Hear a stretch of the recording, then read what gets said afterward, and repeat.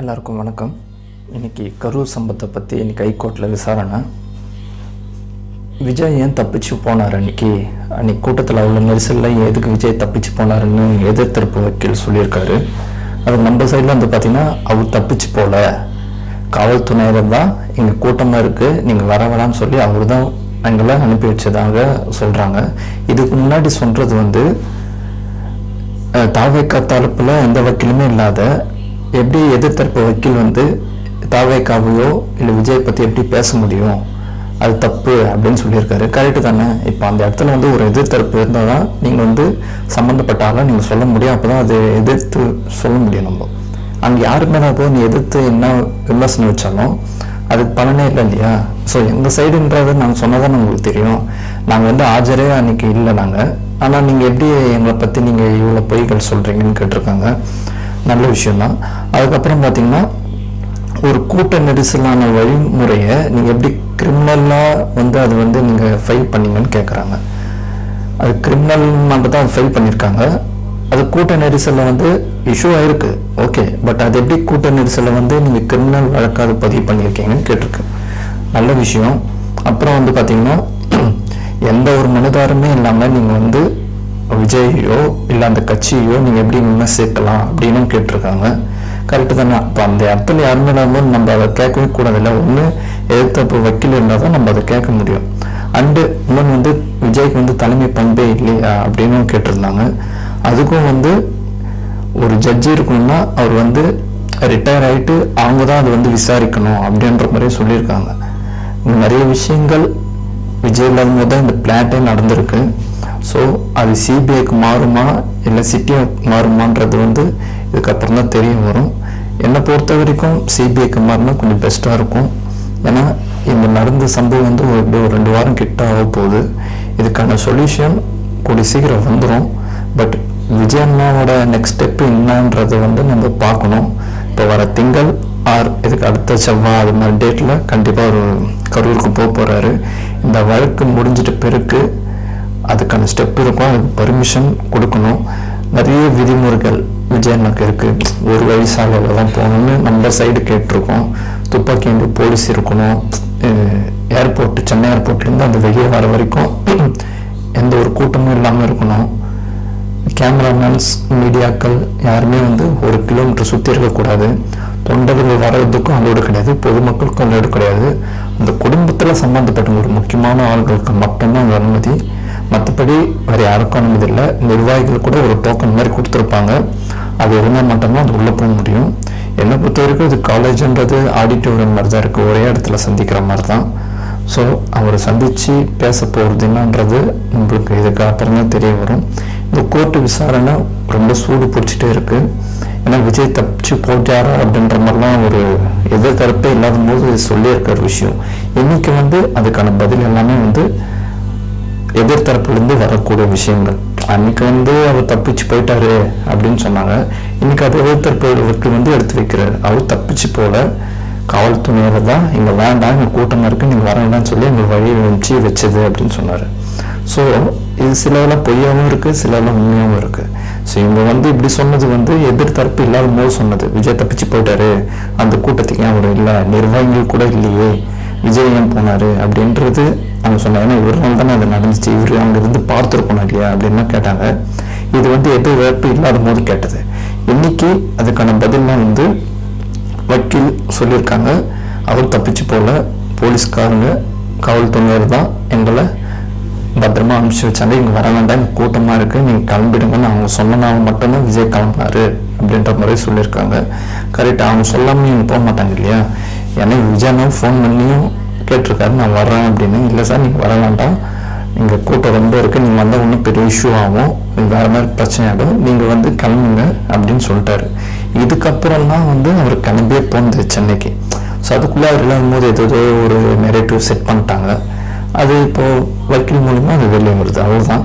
But இதில் விஜயண்ணாக்கு எந்த ஒரு மக்கள்கிட்ட பாதிப்பு கிடையாது, அது எல்லாருக்குமே தெரியும். விஜயண்ணா இந்த தப்பு பண்ணல. அதனால ஒரு ஸ்டாம்பிங் நடந்திருக்குன்னா அது யாருனால நடந்திருக்குன்றது கண்டுபிடிக்கணும், அதுதான் இப்போ முக்கியம். இவர் சொல்லி தான் அது நடக்குன்றது யாருமே இங்கே மாதிரி கிடையாது, நம்ம யோசிக்கவும் முடியாது. ஏன்னா ஒரு செருப்பு யூஸ்னும் சரி, ஜென்ரேட்டர் ஆஃப் பண்ணதும் சரி, கல் தூக்கி எறிஞ்சதும் சரி, நிறைய பேட் வேர்ட்ஸ் நிறைய பேசுனது எல்லாமே தான் சொல்கிறோம். ஸோ இதெல்லாம் வந்து விசாரித்து இதுக்கான தீர்வு என்ன அப்படின்றத நம்மளுக்கு தெரியணும். இது அடுத்த கட்ட விசாரணையில் இன்னும் தெரிஞ்சிடும். சிபிஐக்கு மாறுதா இல்லை சிடிக்கு மாறுதா அப்படின்றது. ஒரு நல்ல ஒரு தெளிவான ஒரு ஆர்குமெண்ட் வந்துட்டு அது சிபிஐக்கு போனால் ரொம்ப சந்தோஷமாக இருக்கும். இதுக்கப்புறம் அடுத்தடுத்த நகர்வு என்னன்றது வந்து விஜய் சைடு அண்ணாவுக்கும் தெரியும். அப்புறம் கட்சி சார்ந்த அதை என்னென்ன பொறுப்புகள் வருதுன்றது தெரியும். இப்போ இந்த 41 குடும்பத்தில் போய் அவர் செஞ்சிட்ட பிறகு தான் அதுக்கு அடுத்தது என்ன மாதிரி பிளான்ஸ், எப்படி அடுத்த கட்டு நகர்வு, எப்படி பேசணும், யார்கிட்ட போய் பேசணும். இது மாநாடு கிடையாது, ரோட் ஷோ கிடையாது, இனி எதுவுமே கூட்டங்களே கிடையாது. எதுவாக இருந்தாலும் ஒரு மாதிரி சோலாவோ பண்ணணும் முடிவு பண்ணிட்டுருக்காரு. இனி வரப்போகிற நாட்களில் அதுக்கான அப்டேட் வந்துடும். இப்போ இந்த திங்கள்லேருந்து அவரோட வைப்பு ஸ்டார்ட் ஆகிடும். அவர் ஒருத்தர் சொல்லும் போது நம்மளுக்கே கண் கலங்குது. ஏன்னா அவர் அழுதாரு, அவங்க கஷ்டப்பட்டார். அவர் நினச்சிருந்தா எங்கள் கழகம் இருக்குது, நாங்கள் இருக்குன்னு சொல்லியிருக்கோம். பட் ஆனால் நான் இருக்கேன், எது வந்தாலும் என்ன கேளுங்கன்னு சொல்கிறதுலாம் வந்து பெரிய விஷயம். இது எல்லாமே வந்து இது சும்மாவே எதுவுமே கிடையாது. எல்லாமே வந்து பொதுமக்களிருந்து வர உண்மை தான் இதெல்லாம். ஓகேங்களா? அவங்களும் வந்து இது சும்மா டம்மி இவங்களை செட் பண்ணுது அப்படின்னு நினைக்காதீங்க. ரியாலிட்டியாக மக்கள்கிட்டேருந்து வர விஷயம் தான் இதெல்லாம். அதுக்கான விளக்கம் தான் இப்போ நான் சொல்கிறேன். கூட சீக்கிரம் அண்ணன் இப்போது திங்கள் செவ்வாய் கண்டிப்பாக மீட் பண்ணுவார். பர்மிஷன் கிடைச்சோன்னு அடுத்த செகண்டாக அவர் போயிடுவார். அவங்க போகிறது, பர்மிஷன் கொடுக்கறது எல்லாமே வந்து அவங்ககிட்ட தான் இருக்குது. அப்புறம் இன்னொன்று வேறு அண்ணாமலை சார்லாம் சொன்னார், எதுக்கு பர்மிஷன் போகலாமே அப்படி இப்படின்னு. கமல் சார்லாம் போகிறாரு. ஒரே ஒரு விஷயந்தான், அவங்களாம் வந்து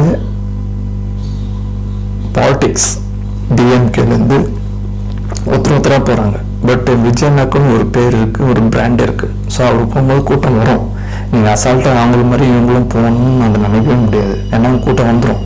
இப்போ கமல் சார் போகிறாருன்னா அவங்க கூட்டம் வராது, அது ஏன்னு தெரியும்.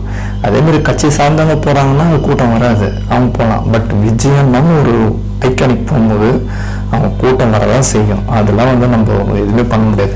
சப்போஸ் அவர் சொல்லாமல் போனால், ஒரு வேளை சரி நானும் கிளம்புறேன்னு போனால் அது இன்னும் ஒரு ஸ்டேட்மெண்ட் ஆகிடும். ஏன் கேட்டுலாம் போக மாட்டீங்களா, நீங்கள் பாட்டு போயிடுவீங்களா, அப்படி இது காவல்துறை இருக்கும், இப்போ நீங்கள் தான் கிரியேட் பண்ணுறீங்கன்ற மாதிரிலாம் ஏதோ பிம்பம் பண்ணுவாங்க. ஓகேங்களா?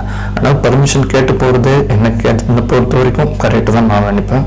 அது உங்களோட கருத்தாக கூட இருக்கும். சில பேருக்கு, சில பேர் புரியாமல் ஏதோ பேசுகிறாங்க, அது நமக்கு தேவையும் கிடையாது. ஒரு 10ல் ஒரு 2 பேர் பேசினா தான் ஒரு அரசியல்ன்ற ஒரு சூடு பிடிக்கும். அதனால் வந்து பேசுகிறவங்க பேசிட்டோம், அது நம்மளுக்கு ஒரு பூஸ்டப்பாக தான் இருக்கும். ஓகே, அப்போ நம்ம கரெக்டாக தான் பண்ணுறோம் அப்படின்ற மாதிரி தான் இருக்கும்.